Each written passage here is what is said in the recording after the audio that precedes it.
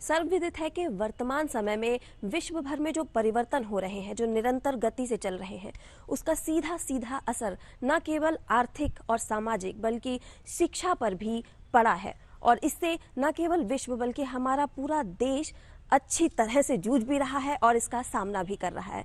इसीलिए ये बेहद आवश्यक हो जाता है कि जो आधुनिक उच्च शिक्षा है उसके पुनर्निर्माण के लिए, उसको और अधिक जो उसकी पृष्ठभूमि है उसको निखारने के लिए एक बहुत ही मजबूत पृष्ठभूमि है, उसका निर्माण किया जा सके।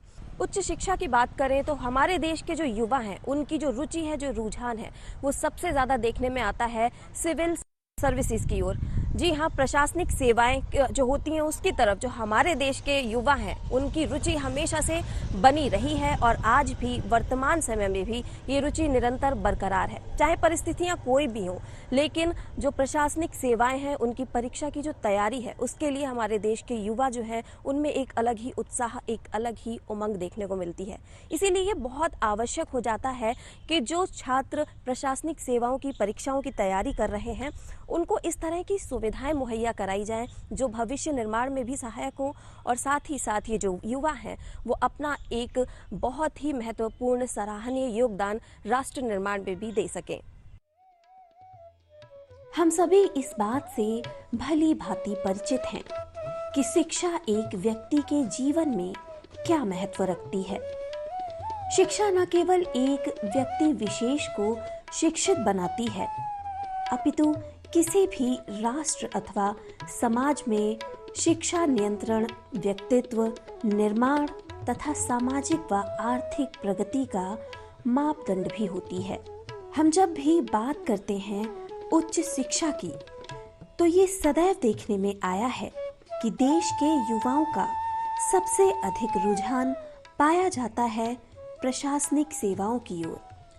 उच्च शिक्षण के लिए ये बेहद आवश्यक है कि बदलते परिवेश से किस तरह से तालमेल बिठाकर न केवल ज्ञान की प्राप्ति हो सके बल्कि रोजगार के उचित अवसर भी प्राप्त हो सके। शिक्षा संस्थानों में जहाँ अध्ययन अध्यापन हो रहा है और शायद सारे अध्ययन अध्यापन का लक्ष्य ये है कि दोनों चीज़ें एक साथ सिद्ध की जा सकें।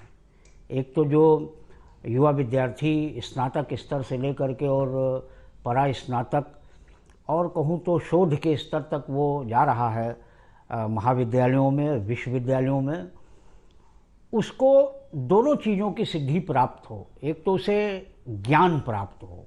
ये जो महाविद्यालय और विश्वविद्यालय हैं वो हमारे परंपरागत विषयों, साहित्य तथा बदलते परिवेश में अधुनातन विषयों के आने से जो परिवेश थोड़ा बहुत शिक्षा का बदला है उसके साथ कैसे अपने आप को ज्ञान संपन्न करें, क्षमता संपन्न करें, अपने आप को मनीषी बनावें और साथ ही साथ इस साधना के बाद जो जीवन के लिए, जीवन यापन के लिए एक जरिया चाहिए जिसको हम सीधी भाषा में रोजगार या नौकरी कहते हैं, वो कैसे उनको प्राप्त हो और ऐसी नौकरी जिसका एक लक्ष्य ये हो कि वो जिस समाज ने उनको बड़ा किया है, जिस समाज के वो रहने वाले हैं, उसकी अपने इसी ज्ञान से और नौकरी से किस प्रकार सेवा कर सकें। ये एक बड़ा मूलभूत प्रश्न है जो महाविद्यालय में आने वाले विद्यार्थियों, विश्वविद्यालय में आने वाले विद्यार्थियों, शिक्षकों और छात्रों के मन में होता है। अब हम देखते हैं कि 2020 में हम देख रहे हैं वो दूसरी पीढ़ी है। 10 साल पहले दूसरी पीढ़ी थी, 20 साल पहले दूसरी पीढ़ी थी, मगर चीज़ें ऐसे ही चल रही थी। हम ये देखते हैं कि आज से 20-25 साल पहले, 30 साल पहले तक भारतीय प्रशासनिक सेवाओं की सबसे अधिक महत्ता थी, एक नौकरी के तौर पर भी और एक प्रयोग के तौर पर भी कि वहाँ जा कर के हम अपने समाज को बेहतर से बेहतर दे सकते हैं, ऐसा सारे विद्यार्थियों के मन में हुआ करता था। साथ ही साथ हम देखते हैं कि उस समय 2 प्रोमिनेंट डिविजन्स थे नौकरी पाने के और अपने आप को प्रयोग करने के। वो हमारी इंजीनियरिंग का क्षेत्र था और चिकित्सा का क्षेत्र था। ये 3 मूलभूत क्षेत्र ऐसे थे जिनमें विद्यार्थी अपने आप को संयोजित करने की इच्छा रखता था। विश्वविद्यालय और महाविद्यालय उसको तैयार करते थे भिन्न भिन्न विषयों के साथ, पारंपरिक विषयों के साथ, बदलते समय के साथ कुछ अनेकानेक नए विषयों के साथ। और बात बन जाती थी। मगर जहाँ तक सिविल सर्विस की बात है, इन 3 मूलभूत क्षेत्रों में जो पहले चल रहे थे, मैं ये मानता हूँ कि और बहुत सारे क्षेत्र खुले हैं, पत्रकारिता का क्षेत्र, प्रबंधन का क्षेत्र और भी इस तरीके से टूरिज़्म का क्षेत्र, बहुत सारे क्षेत्र ऐसे हैं जो खुले हैं, जहाँ नौकरियाँ भी हैं, जहाँ वैचारिक संपन्नता भी चाहिए, जहाँ समाज सेवा की भी सिद्धि होती है। मगर प्रशासनिक सेवा का जो आकर्षण रहा है वो अद्भुत रहा है। वो कल भी था, परसों भी था, आज भी है और आगे भी रहेगा। उसके कुछ एक बड़े बुनियादी कारण हैं। प्रशासनिक सेवा अगर हम मूल रूप से सोचें तो ये जो राजकीय प्रशासन है, चाहे वो केंद्रीय स्तर का हो, भारत सरकार के स्तर का हो, या प्रांतीय सरकारों के स्तर का राजकीय प्रशासन हो, वस्तुतः ये प्रशासन जो हमारा शासन है उसकी एक कार्यदायी एजेंसी के रूप में काम करता है, उसकी एक कार्यदायी संस्था है। शासन की जो नीतियां हैं, शासन की जो इच्छा है, शासन की जो कार्रवाई है अपने सूबे के लिए और देश के लिए, उसको क्रियान्वित करने का काम ये प्रशासनिक अधिकारी करता है। तो यहाँ सबसे ज़्यादा खुद के प्रयोग की संभावना है। ये एक ऐसा पद है जहाँ सबसे ज़्यादा समाज सेवा का सेटिस्फैक्शन है। त्वरित और दूरदर्शी कार्रवाई करते हुए समाज को कुछ बहुत अच्छा देने के लिए अपने आप को प्रयोग करने का एक बहुत बड़ा मंच है। और तीसरी चीज़ ये है कि ये करते करते सारे काम मूल्यवान है, मगर ये करते करते प्रशासनिक सेवा का जो अधिकारी है वो एक सार्वजनिक व्यक्तित्व के रूप में उभरता है। सिविल सर्विसेज की तैयारी करने वाले युवाओं को मुख्य रूप से 3 प्रकार की परीक्षाओं को उत्तीर्ण करना पड़ता है, जिसमें सबसे पहले सामान्य परीक्षा, उसके बाद मुख्य परीक्षा और उसके उपरांत ज्ञान के आधार पर साक्षात्कार की परीक्षा को उत्तीर्ण करना होता है। सिविल सेवा परीक्षा योजना की यदि बात करें तो यह परीक्षा 3 चरणों में आयोजित की जाती है। इसके तीनों चरण को अलग अलग आधार पर तय किया गया है। जैसे प्रथम चरण प्रारंभिक परीक्षा का होता है, जिसमें विद्यार्थी की पढ़ने की क्षमता का परीक्षण होता है। द्वितीय चरण मुख्य परीक्षा होता है, जिसमें विद्यार्थी की लिखने की क्षमता का परीक्षण होता है। और तृतीय चरण साक्षात्कार होता है, जिसमें विद्यार्थी के बोलने की क्षमता का परीक्षण होता है। प्रारंभिक परीक्षा के स्तर पर जब विद्यार्थी अपनी तैयारी शुरू करता है तो उसको मुख्य रूप से 7 विषयों में बटे हुए पाठ्यक्रम का अध्ययन करना होता है, जिसमें इतिहास, भूगोल, अर्थव्यवस्था, राजनीति शास्त्र, सामान्य विज्ञान, पर्यावरण और समसामयिक विषयों की तैयारी करनी होती है, जिसके लिए उसने स्नातक एक ही विधा में किया है, एक ही संकाय में उसने अध्ययन किया है, किंतु यहाँ आने के बाद उसे सभी विषयों की जानकारी अनिवार्य होती है। चूंकि प्रशासनिक सेवा में आने के बाद उसको हर विभाग में हो रहे विकास कार्य और नीतियों के संबंध में विचार करना होता है, इसलिए उसका अध्ययन बहुआयामी हो जाता है। प्रथम चरण की जो प्रारंभिक परीक्षा है, इसमें 2 प्रश्न पत्र होते हैं। प्रथम प्रश्न पत्र में सामान्य अध्ययन का परीक्षण होता है और द्वितीय प्रश्न पत्र में जो मानसिक योग्यता है या जो एप्टीट्यूड टेस्ट है उसका परीक्षण होता है। और मेरिट सामान्य अध्ययन के प्रश्न पत्र की बनती है। उसमें पास होने वाले विद्यार्थियों को मुख्य परीक्षा की तैयारी करनी होती है। जहां प्रारंभिक परीक्षा में उनका अध्ययन सूचना आधारित था, वहीं मुख्य परीक्षा में उनके व्यवहारिक प्रयोग का परीक्षण होता है कि आपके पास जो सामान्य जानकारियां हैं, जैसे हमारा संविधान क्या कहता है समाज के विषय में, सामाजिक व्यवस्था बनाने के लिए संविधान के जो प्रावधान हैं उनका व्यवहारिक रूप से समाज में कैसे प्रयोग हो, इसका परीक्षण हम मुख्य परीक्षा में करते हैं। उसके बाद तृतीय चरण में साक्षात्कार के लिए उन विद्यार्थियों को बुलाया जाता है जिनके मुख्य परीक्षा में अधिक अंक होते हैं। उनसे वार्तालाप के माध्यम से उनके व्यक्तित्व का परीक्षण किया जाता है। अंत में एक बात इसमें जोड़नी जरूरी है कि संघ लोक सेवा आयोग अपने पाठ्यक्रम में एक टिप्पणी जोड़ता है, जिसमें वह कहता है कि इस परीक्षा की तैयारी के लिए किसी विशेष अध्ययन की आवश्यकता नहीं है। एक सामान्य शिक्षित व्यक्ति से जिस ज्ञान की, जिस विश्लेषण क्षमता की अपेक्षा की जाती है, वही विद्यार्थी से अपेक्षा की जाएगी। स्नातक की परीक्षा उत्तीर्ण करने के पश्चात युवा एक अच्छे भविष्य का सपना देखते हैं, जो कि उनको पूरा होता हुआ दिखाई देता है प्रशासनिक सेवाओं के माध्यम से। जहां पर न केवल एक स्वर्णिम भविष्य उनका इंतजार कर रहा होता है, बल्कि अपने राष्ट्र के लिए कुछ कर दिखाने की भावना भी ये युवा पूर्ण करते हैं। हाँ, मूलतः मेरा मानना यह है कि जो प्रशासनिक सेवाओं का अध्ययन है और जो हमारी रोज़मर्रा की पढ़ाई है उसमें बड़ा भारी अंतर है। जहाँ प्रशासनिक सेवाओं की तैयारी का प्रश्न शुरू होता है, वहाँ विद्यार्थी का या परीक्षार्थी का एक विज़न देखा जाता है, उसका चिंतन की क्षमता कितनी है कितनी नहीं है। जबकि जो हम रोज़मर्रा की पढ़ाई किया करते हैं उसमें तो केवल इतनी सी बात है कि एक सिलेबस है हमारे पास, हमने उसको पढ़ लिया, वो कितना हम रट सकते हैं, कितना रिप्रोड्यूस कर सकते हैं, वो कुल मिला के हमारे आज के रोज़मर्रा की पढ़ाई में आता है। लेकिन प्रशासनिक सेवाओं का अध्ययन ऐसा नहीं होता है। उसमें बहुत बड़ा अंतर ये है कि हमने जो पढ़ा उससे क्या एब्स्ट्रैक्ट निकाला, हमने उस समाज को क्या दिशा दे रहा था और समस्याओं के मूलभूत यहाँ पे सुझाव या समाधान कहाँ निकल रहे थे जाके। प्रशासनिक अधिकारी का विशेष गुण ये देखा जाता है कि एक समस्या को किस एंगल से देखता है। जब हम लोग साक्षात्कार लिया करते हैं विद्यार्थियों का तो जानना चाहते हैं कि हम ये जानना नहीं चाहते वो कहाँ किस पक्ष में खड़ा है या किसके विरोध में खड़ा है, लेकिन जिसके पक्ष में खड़ा है वो उसके पास कितने वैलिड रीजंस हैं उसके साथ खड़े होने के, उसका कितना आत्मविश्वास है। वो ये अगर कह रहा है कि साहब आरक्षण लागू होना चाहिए तो उसके पास उसके एक मूलभूत कारण होना चाहिए, आरक्षण लागू इसलिए होना चाहिए। वो कह रहा आरक्षण लागू नहीं होना चाहिए तो उसके पास मूलभूत कारण होने चाहिए, वो कह सकता है आरक्षण इसलिए लागू नहीं किया जाना चाहिए। यानी उसका एक विज़न बिल्कुल स्पष्ट होना चाहिए समाज के समस्याओं को लेके कि वो कितनी समाधानित हो सकती है, कितनी समाधानित नहीं हो सकती। ये तो मैंने एक उदाहरण दिया आपको, ये रोज़मर्रा में हम लोग दिखा करते हैं कि उसका विज़न कैसा है अपने आप में। आईएएस एवं आईपीएस जैसी प्रशासनिक सेवाओं की तैयारी करने में एनसीईआरटी की पुस्तकें बेहद उपयोगी सिद्ध होती हैं।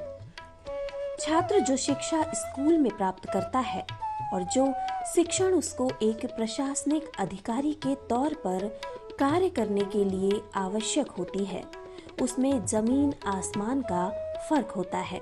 इलाहाबाद विश्वविद्यालय से मैंने ग्रेजुएशन और पोस्ट ग्रेजुएशन किया, एमएससी किया बॉटनी में, नेट क्वालिफाई किया, जेआरएफ रहा, एसआरएफ रहा।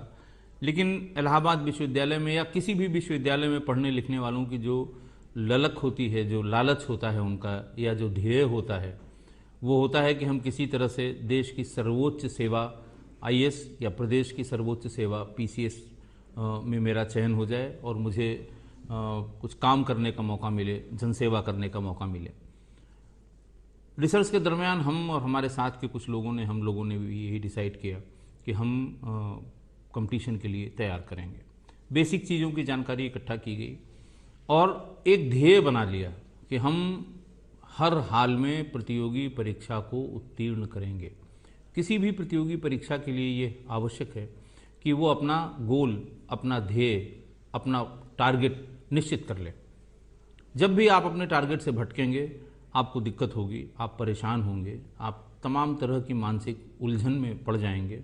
आपका टारगेट अगर एक है, बिल्कुल आपने मछली की आंखों में अपना निशाना लगा रखा है, तीर लेकर बैठे हैं, आज नहीं तो कल आपको हर हाल में सफलता मिलेगी। ऐसा कोई भी मेरे साथ या मेरे जानने में कोई भी ऐसा मुझे आज तक नहीं मिला जिसने प्रयास किया हो और वो कहीं नहीं प्रतियोगी परीक्षा में कहीं सफल न हुआ हो। कोई 1 साल में होता है, कोई 2 साल में होता है, कोई 4 साल में होता है, 6 और 7 साल में भी बच्चे निकले हम लोगों के साथ के भी। मैं प्रांतीय पुलिस सेवा के 86 बैच का अधिकारी हूँ और बहुत लंबी जर्नी हो गई हमारी पुलिस की। मैं वहाँ से मैंने शुरू करने के बाद मैं उत्तर प्रदेश पुलिस की दोनों जो स्पेशल यूनिट हैं, एसटीएफ और एटीएस, दोनों का संस्थापक सदस्य भी रहा। इस बीच में बड़े ज़िलों जैसे एसएसपी लखनऊ रहा, एसएसपी अलीगढ़ रहा, एसएसपी मेरठ रहा और तमाम और अन्य पोस्टिंग्स में भी रहा। मैंने जो शिक्षा ग्रहण की या मेरे गुरु ने, जैसे आप को मैं बता रहा हूँ, ऐसे मेरे गुरु ने भी बताया कि भाई आप एक गोल निश्चित कर लीजिए, उस गोल से अपने भटकिए मत। जो कुछ भी पढ़ाई हमने उस समय वहाँ पे की विश्वविद्यालय में या प्रतियोगी परीक्षाओं के लिए, उसका आज तक वो कहीं न कहीं इस्तेमाल में आ रहा है।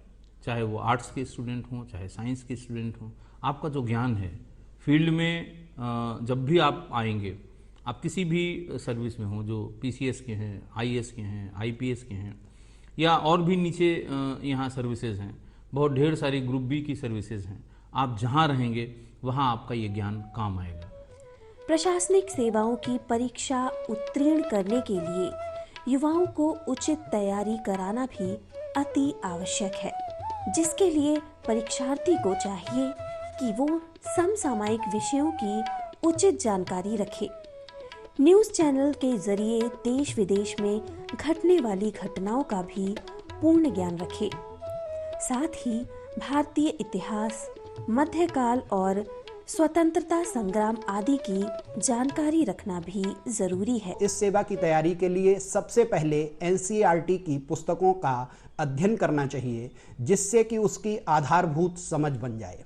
सिविल सेवा के माध्यम से चयनित होने वाले अभ्यर्थियों को चूंकि समाज के उत्थान के लिए, विकास के लिए काम करना होता है, तो ज़रूरत है उन्हें समाज को ठीक से समझने की, अपने चारों ओर के परिदृश्य को और वातावरण को वास्तविक रूप से जानने की। सामान्य रूप से कॉलेज की पढ़ाई या स्कूल की पढ़ाई जो होती है वो सूचनाओं पर आधारित होती है, जबकि सिविल सेवा की तैयारी के लिए विद्यार्थी को सूचनाओं के साथ साथ उनकी व्यवहारिक समझ होनी जरूरी है। किसी भी विषय में कोई बहुत अच्छा विद्यार्थी प्रशासनिक सेवा में उतना ही अच्छा योगदान दे सके, यह जरूरी नहीं है। इसलिए संघ लोक सेवा आयोग और राज्य लोक सेवा आयोगों ने अपनी परीक्षा की जो पाठ्य सामग्री तैयार की, उसमें मुख्य रूप से गुणों और विशेषताओं के परीक्षण का ध्यान रखा। वर्तमान में एप्टीट्यूड टेस्ट बहुत महत्वपूर्ण है सिविल सेवा के लिए, जिसके माध्यम से उस विद्यार्थी के उन गुणों और विशेषताओं का परीक्षण किया जाता है जिनके आधार पर वह क्षेत्र में आने के बाद किसी जिले के स्तर पर या राज्य के स्तर पर जब अपनी सेवाएं दे रहा है तो वह सभी समस्याओं को समझ सके और उनका समुचित, सटीक और त्वरित समाधान कर सके। क्योंकि सिविल सेवा में बहुत ज़्यादा ज़रूरत है आज प्रबंधन के गुणों की भी। जो एक सिविल सेवक है वह एक बहुत अच्छा प्रबंधक भी होता है, वह बहुत अच्छा नेतृत्वकर्ता भी होता है। इसलिए इस सेवा में गुणों और विशेषताओं के परीक्षण को आधार के रूप में पाठ्य सामग्री के रूप में प्रयुक्त किया जाता है। पाठ्य सामग्री के तौर पर बात करें तो भारत के इतिहास और विश्व के इतिहास की समझ, भारत और विश्व के भूगोल की समझ, राजनीतिक व्यवस्था की समझ, अर्थव्यवस्था की समझ, सामान्य विज्ञान और पर्यावरण की जानकारी आधार रूप में प्रारंभिक परीक्षा में रखी जाती है। साथ ही समसामयिक घटनाओं को, जिनका कि राष्ट्रीय और अंतर्राष्ट्रीय स्तर पर महत्व है, उन पर विशेष बल दिया जाता है। यदि विद्यार्थी प्रतिदिन अपने चारों ओर घटने वाली महत्वपूर्ण घटनाओं पर अपनी एक समझ विकसित करता है तो वह विद्यार्थी सिविल सेवा के लिए काफ़ी उपयुक्त रहता है और सेवा में आने के बाद भी जब वो अपने चारों ओर की घटती हुई चीज़ों को देखता है तो वो समाधान के लिए तुरंत एक नया विचार प्रस्तुत करता है। युवाओं को न केवल इन सभी विषयों पर विशेष ध्यान रखना चाहिए, बल्कि अपने लिखने की क्षमता पर भी विशेष ध्यान देने की आवश्यकता होती है। युवाओं को टाइम मैनेजमेंट बनाकर रखना चाहिए और खुद को अपडेट भी रखना चाहिए। मेरा नाम अमन सिंह है। मैं यहाँ पर सिविल सर्विसेज की तैयारी कर रहा हूँ। मेरा मानना है कि सिविल सर्विसेज की तैयारी करने के दौरान जो हम स्टूडेंट्स होते हैं उन्हें अपनी रीडिंग स्किल्स, राइटिंग स्किल्स पर बहुत ही ज़्यादा काम करने की ज़रूरत है। आज के समय में जैसा सभी सोशल मीडिया का बहुत इस्तेमाल करते हैं, हमें उनसे बिल्कुल बच के रहना है। फ़ोन का इस्तेमाल तभी करना है जितनी हमें ज़रूरत पड़े, क्योंकि ये हमारा समय ख़राब करते हैं। सोशल मीडिया आजकल कुछ हेल्पफुल भी है तो वहीं समय भी ख़राब कर रहा है। और सिविल सर्विस की तैयारी करते समय एक स्टूडेंट को अपने आसपास स्थानीय स्तर पर, प्रशासनिक स्तर पर जो भी और राष्ट्रीय स्तर पर जो भी खबरें हो रही हैं या घटनाएं हो रही हैं उनसे अप टू डेट रहने की ज़रूरत है, क्योंकि यही हमारे एग्ज़ाम की पूरी तैयारी होती है। एक अधिकारी का आत्मविश्वास से भरा होना सबसे ज़्यादा महत्वपूर्ण होता है। खासतौर पर साक्षात्कार की परीक्षा के दौरान ये बहुत आवश्यक है कि व्यक्ति आत्मविश्वास से भरपूर रहे। आईएएस एवं आईपीएस की परीक्षा में सम्मिलित होने वाले सभी युवाओं को सकारात्मक रवैया रखना बेहद आवश्यक है। मेरा नाम शालिनी प्रदीप है। मैं सिविल सेवा की तैयारी कर रही हूँ। इसके लिए सबसे पहली चीज़ अगर मैं मानती हूँ ज़रूरी है तो सबसे पहले अपने में आत्मविश्वास होना ज़रूरी है। दूसरा, अपना एक लक्ष्य निर्धारित करना ज़रूरी है कि मुझे ये करना ही करना है। और तीसरी चीज़, जो अपने आसपास हो रहा है, जो भी आपका राजनीतिक हो रहा है, सामाजिक परिप्रेक्ष्य में हो रहा है, उससे अपने आप को संबंधित, अपने आप को अपनी जानकारी उसके में बनाए रखना बहुत ज़रूरी है। दूसरी बात, आजकल इतना सोशल मीडिया है, इतना इंटरनेट है, इस पे जितनी भी क्लासेस चल रही हैं उनसे भी हमें बहुत सारी जानकारी मिल जाती है। और दूसरे इनके साइड इफ़ेक्ट से भी बचना चाहिए, जैसे व्हाट्सएप हो गया, इसमें अपना समय बर्बाद ना करके अपना जितनी भी पढ़ाई से संबंधित चीज़ें हैं उसमें अपना समय लगाएं तो ज़्यादा अच्छा रहेगा। इससे हमारे पीसीएस को क्रैक करने में ज़्यादा हमें सुविधा हो। कहते हैं जीवन में सफलता का सच्चा सुख वही अनुभव करता है जिसने असफलता का सामना किया हो।